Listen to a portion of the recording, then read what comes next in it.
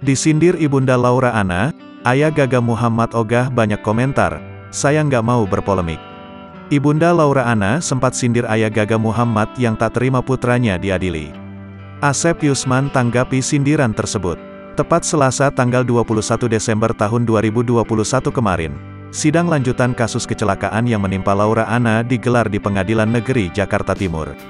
Ayah Gaga Muhammad, Asep Yusman nampak hadir di persidangan ditemani oleh kuasa hukumnya.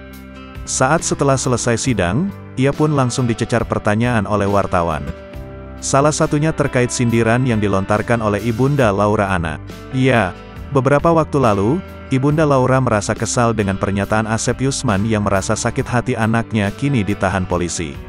Ibunda Laura yang mendengar itu pun langsung memberikan respon dengan menawarkan diri untuk mengajarinya merasakan beratnya merawat anak yang sakit. Lantas bagaimana tanggapan Asep Yusman? Asep Yusman pun tak mau berkomentar panjang. Saya nggak mau berpolemik, saya tidak pernah judge, menghina, seseorang, katanya, dilansir Tribun Style dari YouTube Star Story pada Rabu, tanggal 22 Desember tahun 2021. Di tengah proses hukum terkait kecelakaan Laura Anna yang berlangsung saat ini, tiba-tiba ada kabar simpang siur terkait Gaga Muhammad.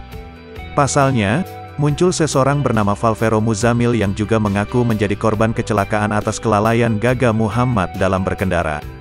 Valvero Muzamil mengaku kejadian tersebut terjadi pada 2014 hingga membuat dirinya harus menjalani rekonstruksi wajah.